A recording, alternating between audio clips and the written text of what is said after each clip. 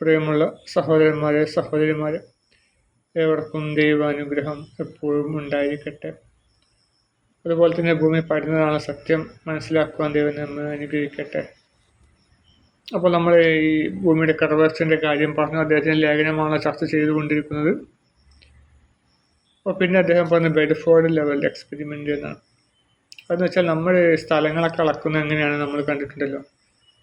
ഒരു ടെലസ്കോപ്പ് പോലത്തെ സാധനം, പിന്നെ ഒരു വടിയിൽ ഒരു വടിയും വെക്കും. എന്നിട്ട് അത് നോക്കിയിട്ടാണ് അതിൻ്റെ എത്ര അകലെയാണെന്നുള്ളത് അത് അവർ അളക്കാൻ കഴിയും. അതെങ്ങനെയാണ് അളക്കുന്നതിനെ പറ്റിയുള്ള വീഡിയോസ് നിങ്ങൾക്ക് യൂട്യൂബിൽ കാണാം. അപ്പം ഈ ഈസ്റ്റ് ഇന്ത്യ കമ്പനിക്കാർ 1902 ഇതിങ്ങനെ അളന്നത്. 62 മൈൽ അകലത്തിലാണിത് അകറ്റി ഈ ഒരു ഭാഗത്ത് ഈ ദൂരദർശിനി വെക്കും. പിന്നെ ഈ വടി ഒരാളെ പൊക്കത്തിൽ, ഒരു 1.5 പൊക്കത്തിലുള്ള വടി, ആ വടിയിൽ ഓരോ നമ്പറുകളൊക്കെ എഴുതിയിട്ടുണ്ടാവും. ആ നമ്പർ ഈ ദൂരദർശനിലൂടെ ഇവർക്ക് കാണും. അപ്പോൾ അതുകൊണ്ട് എത്ര ഉയരത്തിലാണ് അത് എന്നൊക്കെ മനസ്സിലാക്കാൻ കഴിയും. അതിനെപ്പറ്റി സാങ്കേതികമായി അറിയുന്നവർക്കറിയാം. പക്ഷേ ഇത് ഇവർ ചെയ്യുന്നത് പരന്ന ഭൂമിയിൽ ഇത് വർക്ക് ചെയ്യുള്ളൂ. ഉരുണ്ട ഭൂമിയിലൊന്നും ഇത് വർക്ക് ചെയ്യില്ല. അപ്പം അത് അങ്ങനെ അളക്കണമെങ്കിൽ ഭൂമി പരന്നതായിരിക്കണം. ഉരുണ്ട ഭൂമിയിൽ ഒരിക്കലും ഇത് ഇങ്ങനെ അളക്കാൻ കഴിയില്ല. അതാണ് മറ്റൊരു തെളിവ്. നമുക്ക് വേറെ ഒരു കാര്യം നോക്കാം. നമുക്ക് കോപ്പർനിക്കസിൻ്റെ സംഭവം. ഇതിൽ എന്തുകൊണ്ടാണ് ഇവർ ഉരുണ്ടഭൂമി ആക്കിയത്? ഉരുണ്ടഭൂമി ആക്കാൻ കാരണം എന്ന് വെച്ചാൽ അക്കാലത്ത് ഒക്കെ മതമാണല്ലോ ഏറ്റവും വലുത്. അന്ന് ക്രിസ്തു മതമാണ് ഉണ്ടായിരുന്നത്. ഉരുണ്ടഭൂമി സിദ്ധാന്തം കൊണ്ടുവരുന്നത് 1543 കൊണ്ടുവരുന്നത്, കോപ്പർനിക്കസ് മരിച്ച ശേഷം.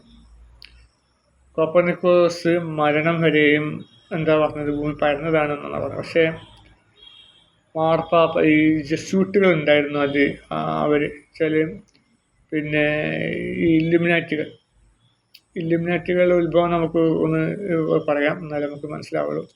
ഇല്ലുമിനാറ്റി ഉത്ഭവം എന്ന് വെച്ച് കഴിഞ്ഞാൽ അത് അശോക ചക്രവർത്തിയുടെ കാലത്ത് ഉണ്ടാക്കിയെടുത്ത സംഘടന. കാരണം നമുക്കറിയാമല്ലോ, കലിംഗ യുദ്ധത്തിൽ ഒരുപാട് പേർ മരണപ്പെട്ടുപോയി. ജീവൻ്റെ സ്വത്തിൻ്റെ നാശം, ഒരുപാട് പേർ അംഗവിച്ഛേദം സംഭവിച്ചു. ഇത് കണ്ട് പിന്നെ അശോക ചക്രവർത്തി യുദ്ധക്കളത്തിൽ വികാരാധീനായി അദ്ദേഹം പറഞ്ഞെടുത്തു, ഈ യുദ്ധങ്ങളെല്ലാം ഞാൻ ഒഴിവാക്കുകയാണ്. അങ്ങനെ അദ്ദേഹം പിന്നീട് യുദ്ധങ്ങളും ചെയ്തിട്ടില്ല. പിന്നെ അദ്ദേഹം സന്യാസം സ്വീകരിച്ചു. അതുമാത്രമല്ല, ഇനി യുദ്ധം ഞാൻ ചെയ്യില്ല, മറിച്ച് അറിവുകൾ, എല്ലാ അറിവുകളും ലോകത്തിന് സമ്മാനിക്കുമെന്ന് ദൃഢനിശ്ചയം ചെയ്തു. ലോകത്തുള്ള മുഴുവൻ അറിവുകളും അത് മറ്റൊരു ജനതയ്ക്ക് വേണ്ടി സമ്മാനിക്കും. അതോടുകൂടി ഇദ്ദേഹം ബുദ്ധമത അനുയായി കൂടി ആവുകയും ചെയ്തു. അപ്പം അവരുടെ കൺസെപ്റ്റിൽ ഇനിയൊരു ബുദ്ധൻ വരാനുണ്ട്. ഇസ്ലാം മതത്തിൽ മഹദി ഇമാം എന്ന് പറയും, ഹൈന്ദവ മതത്തിൽ കൽക്കി എന്ന് പറയും, പിന്നെ ക്രിസ്ത്യാനികൾ അന്ത്യക്രിസ്തു എന്ന് പറയും, പിന്നെ ഇല്ലുമിനാറ്റികൾ ലൂസിഫർ എന്ന് പറയും. അങ്ങനെ പല ആൾക്കാരും പല ഇതിലും ഒരു നേതാവ് വരാനുണ്ട് എന്ന് അവർക്കറിയാം. അപ്പോൾ ബുദ്ധമതത്തിൽ അങ്ങനെ ഉണ്ട്. അങ്ങനെ ആ നേതാവിന് വേണ്ട എല്ലാ അറിവുകളും സംഭരിക്കാൻ വേണ്ടിയിട്ട് ഈ അശോക ചക്രവർത്തി എന്ത് ചെയ്തു? ഒരു 9 അംഗ ആളുകളെ നിയോഗിച്ചു. ലോകത്തുള്ള സകല അറിവുകളും പുസ്തകങ്ങളും അവർക്ക് എത്തിച്ചു കൊടുത്തു.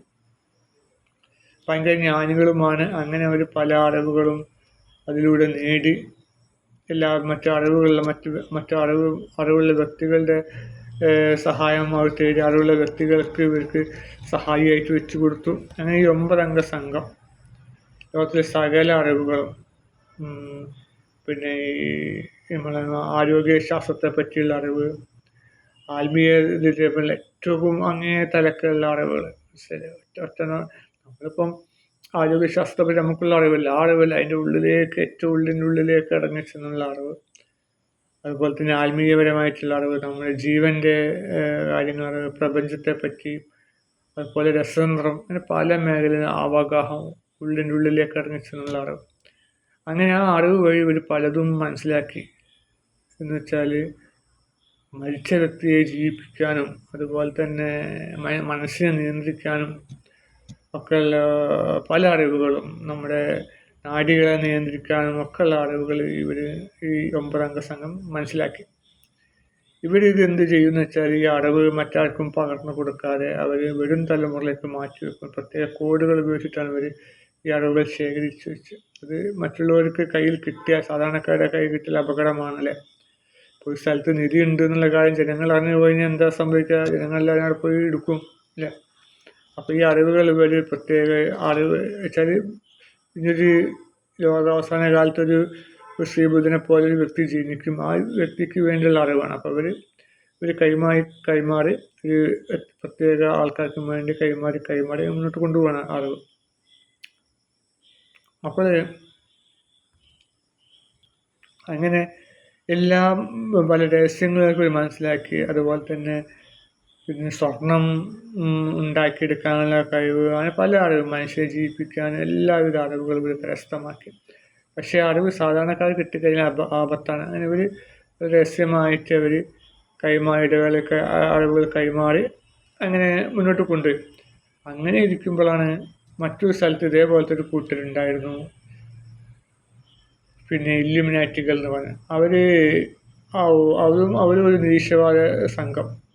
ഇപ്പം നമുക്കറിയാൻ പറ്റില്ല, നമ്മുടെ നാട്ടിൽ ഈ കമ്മ്യൂണിസ്റ്റ് പ്രസ്ഥാനക്കാർ, ഇപ്പോൾ ഒരു വ്യക്തിയുടെ നമുക്ക് പിന്നെ ഒരു സിനിമ ഉണ്ടായില്ല, ഒരു ചിന്താവിഷ്ടയായ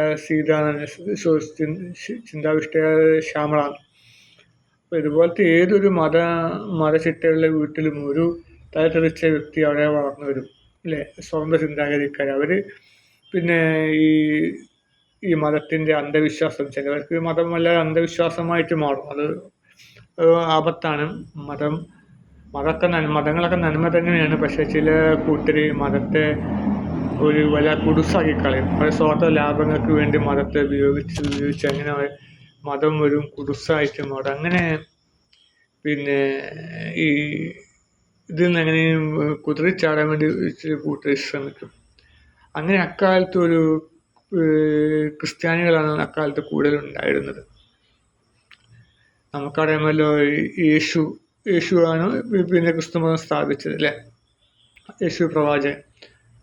പക്ഷേ കാലക്രമേണ അതിൽ പുരോഹിതന്മാർ പല അന്ധവിശ്വാസങ്ങളും കൂട്ടിക്കലർത്തി കുടുസാക്കി കളഞ്ഞു, ദുസ്സഹമാക്കി കളഞ്ഞപ്പോൾ ഒരു കൂട്ടം യുവാക്കൾ എന്ത് ചെയ്തു, ഇതിൽ നിന്ന് മതത്തിൽ നിന്ന് ഊരിച്ചാടി അവരൊരു കൂട്ടം ഇത് സ്ഥാപിച്ചു, ഒരു സ്വതന്ത്ര ചിന്താഗതി സ്ഥാപിച്ചു. അതിനെ അവർ ആദ്യം ഫ്രീമേസൺ എന്നാണ് പേര് കൊടുത്തിരുന്നത്. ഫ്രീമേസൺ, നൈറ്റ് ടെംപ്ലേഴ്സ്, അങ്ങനെയൊക്കെ. അങ്ങനെ പിന്നെ അവരെന്ത് ചെയ്തു, പിന്നെ അങ്ങനെ ആ കൂട്ടർ ദൈവത്തിൽ നിന്ന് അകന്നു പോയപ്പോൾ പിന്നെ അവരെ ഭരിക്കുകയായിരിക്കും ചെകുത്താനായിരിക്കും. അങ്ങനെ അവർ ചെകുത്താനെ പിന്നെ ആരാധിക്കുന്ന ഒരു കൂട്ടരായിട്ട് മാറി. ആ ഇടയ്ക്കാണ് ഇവർക്ക് ഈ അശോക ചക്രവർത്തി രൂപീകരിച്ച ഈ 9 സംഘവുമായിട്ട് ഇവർക്ക് അറിവ് കിട്ടിയത്. അങ്ങനെ ഇവരെന്ത് ചെയ്തു, ഇവരുമായിട്ട് കൂട്ടിച്ചേർന്നു. ഇവരെല്ലാവരും ഒറ്റ സംഘമായി മാറി. അങ്ങനെ ഒരു 13 അംഗ സംഘമായിട്ട് മാറി. അവർ പിന്നെ ഇല്ലുമിനാറ്റികൾ എന്ന് പേരും കൊടുത്തു. ഇല്ലുമിനാറ്റി എന്ന് വെച്ചാൽ എന്താണ്, മറഞ്ഞിരിക്കുന്ന, വെളിപ്പെടുത്തുന്നത് എന്നൊക്കെ അർത്ഥമുണ്ട്. ലൂമിനേറ്റ് അല്ലെ, പ്രകാശം പരത്തുന്ന, അങ്ങനെയൊക്കെ പല അർത്ഥങ്ങളുണ്ട്. അങ്ങനെ ഒരു കൂട്ടായിട്ട് മാറി. ഫ്രീമേസൺ അവരെ നിരോധിച്ചിരുന്നു, ഈ ക്രിസ്ത്യൻ സഭ നിരോധിച്ചിരുന്നു. കാരണം അവരെ പ്രവർത്തനങ്ങൾ ദൈവമില്ല, യേശു ഇല്ല എന്നൊക്കെ പറഞ്ഞ് നിരോധിച്ചു. അപ്പോൾ അതുകൊണ്ട് ഇവരെ നിരോധിച്ചിരുന്നു. പക്ഷെ എന്നാലും രഹസ്യമായിട്ട് ഇവർ പല രോഗങ്ങളൊക്കെ നടത്തിയിരുന്നു. ഇവർ യോഗം നടത്തുന്ന സ്ഥലത്തിൻ്റെ പേര് പിന്നെ എന്താണ്, ലോഡ്ജുകൾ എന്നാണ് പറയുന്നത്. അങ്ങനെ പല ഡിഗ്രി അവർക്ക് പിന്നെ പല ഓരോ ഇത് പാസ്സാവുന്നതിനനുസരിച്ചിട്ട് അവരെ കഴിവ്, നമ്മൾ സഖാക്കൾ ഒന്നും കൂടി മൂത്തരെ ഒന്നും കൂടി വലിയ ആയിട്ട് മാറല. അതുപോലെ തന്നെ ഇവരിങ്ങനെ അതിൽ പുരോഗതി പ്രാപിച്ചു കഴിഞ്ഞാൽ അവർക്ക് പല ഡിഗ്രി, അങ്ങനെ 33 ഡിഗ്രി ആണ് ഏറ്റവും വലിയ ഉന്നത സ്ഥാനമെന്ന് പറയുന്നു. ഏതായാലും ഈ ഇല്ലുമിനാറ്റികളും ഈ അശോക ചക്രവർത്തിയുടെ കൂട്ടർ 9 അംഗ സംഘങ്ങൾ കൂടി ചേർന്ന് ഇല്ലുമിനാറ്റികളായി മാറി. ഇവർ ചെകുത്താനെ ആരാധിക്കാൻ തുടങ്ങി. അപ്പോൾ ചെകുത്താനെ ആരാധിക്കണമെങ്കിൽ എങ്ങനെയാണ്, ചെകുത്താനെ പറ്റി എങ്ങനെയാണ് അറിവ് കിട്ടിയത്? നമ്മളെ മതങ്ങൾക്ക് ഗ്രന്ഥമുള്ള മാതിരി ചെകുത്താനും ഗ്രന്ഥമുണ്ട്. അത് ഖുറാനിൽ പിന്നെ സൂറത്തുൽ ബഖറയിൽ പറയുന്നത് വത്തബൂ ഷയാത്തീൻ എന്ന വാക്കുണ്ട് ഖുറാനിൽ. സുലൈമാൻ നബിയുടെ കാലത്ത് ഇവിടെ ഈ ലേഖനത്തിൽ സോളമൻ്റെ കാലത്ത് എന്ന് പറയുന്നുണ്ട്. ഈ ലേഖനത്തിൽ തുടക്കത്തിൽ സോളമൻ്റെ ദേവാലയത്തിൽ നിന്ന് അതുപോലെ തന്നെ സുലൈമാൻ നബി നമ്മളെ ഇതിൽ സുലൈമാൻ നബിയുടെ കാലത്ത് പിന്നെ ഈ കൂട്ടർ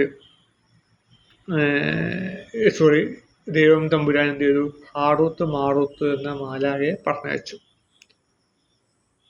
വെച്ചാൽ ഇത് സിഹിർ മാരണം എങ്ങനെയാണ് ചെയ്യുക മാരണം കൊണ്ടുള്ള ദോഷങ്ങളൊക്കെ പഠിപ്പിച്ച് കൊടുക്കാൻ വേണ്ടിയിട്ട് 2 മാലാഖമാരെ അയച്ചു കൊടുത്തു. അപ്പം അതുവഴി മനുഷ്യനെ നശിപ്പിക്കുമ്പോൾ നമ്മളിപ്പോൾ സിഹിർ ചെയ്യാറുണ്ടല്ലോ, മാരണം ചെയ്യും അല്ലേ, കൂടോത്രം ചെയ്യും. കൂടോത്രം എന്തിനൊക്കെ ചെയ്യും? നമ്മൾ ഭാര്യ ഭർത്താക്കന്മാരെ തമ്മിൽ തെറ്റിക്കുക, കുടുംബ കലഹം ഉണ്ടാക്കുക, അയൽവാസികൾ തമ്മിൽ തെറ്റിക്കപ്പല്ലേ. അപ്പോൾ നമുക്കിപ്പോൾ ഒരു അയൽവാസി വല്ല ദ്രോഹം ഉണ്ടാക്കുന്നു. അപ്പോൾ നമ്മൾ എന്ത് ചെയ്യും?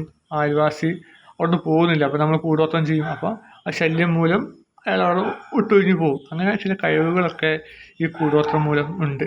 ഇല്ല എന്ന് പറയാൻ പറ്റിയ സംഭവം. കൂടോത്രം എന്നുള്ള അന്ധവിശ്വാസമല്ല, അതൊരു കഴിവുണ്ട്. അങ്ങനെ കഴിവ് പ്രവാചകനും ഇങ്ങനെ സിഹിർ ഏറ്റിരുന്നു. വലിയ കടുത്ത സിഹിറാണ് അന്ന് ജൂതൻ ചെയ്തത്. ആ ജൂതൻ്റെ ചെയ്തി മൂലം അത് പ്രവാചകൻ്റെ വീട്ടിലെ വേലക്കാരിയോട് പിന്നെ ഒരു പ്രവാചകന് ചെറുപ്പിൽ നിന്ന് മുടി ആവശ്യപ്പെട്ടു. അങ്ങനെ ചെറുപ്പിൽ നിന്ന് മുടി എടുത്തുകൊണ്ട് കെട്ടിട്ട് വളരെ കടുത്ത സിഹിറാണ് ചെയ്തത്. വെച്ചാൽ മാരണം ചെയ്തത്, കൂടോത്രം അത് ചെയ്തു.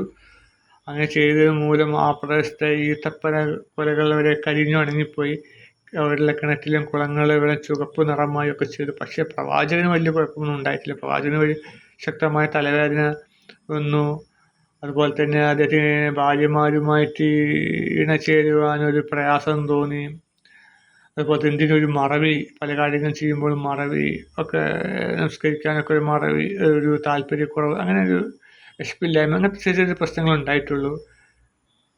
അവസാനം അത് കണ്ടെത്തുകയും ഇതിങ്ങനെ ഈ ഒരു പൊട്ടക്കണ്ടിലാണ് ഈ സിഹിർ ചെയ്തിട്ട് അവർ അത് ഇട്ടത്. അങ്ങനെ വെള്ളം കലങ്ങിപ്പോയി, വെള്ളം ചുവപ്പ് നിറമായി എന്നൊക്കെ പറയുന്നുണ്ട്.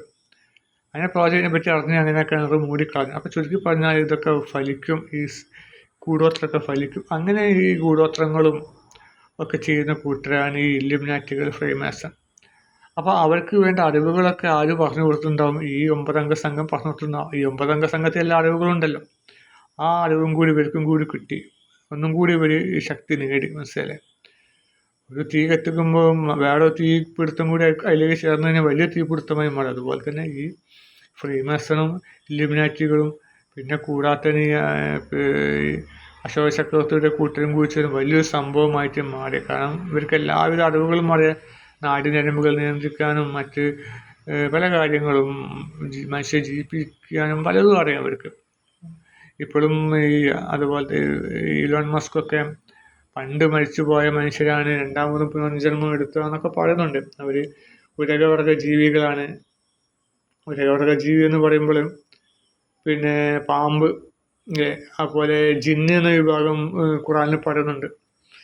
ജിന്ന് എന്ന വാക്കും പിന്നെ പാമ്പ് എന്ന ജിന്ന് വെച്ച വിഭാഗമാണ്. അതുപോലെ പാമ്പുകൾക്കും ജിന്ന് എന്ന് പറയും. അപ്പോൾ പാമ്പിൻ്റെ കൂട്ടർ, അപ്പം ഈ ജിന്നുകളുമായിട്ട് സഹവാസം ഇവർക്കുണ്ട്. ഏലിയൻസ് ഇവർക്ക് സഹവാസമുണ്ട്. അപ്പോൾ ചുരുക്കി പറഞ്ഞ ഇല്ലുമിനാറ്റികൾ ഈ സാത്താനെ ആരാധിച്ചിട്ട് പല കഴിവുകൾ നേടി. അപ്പം ഇവർക്ക് ഉള്ളതൊക്കെ അറിവൊക്കെ എവിടെ നിന്ന് കിട്ടി? ഞാൻ പറഞ്ഞല്ലോ, ഈ പിന്നെ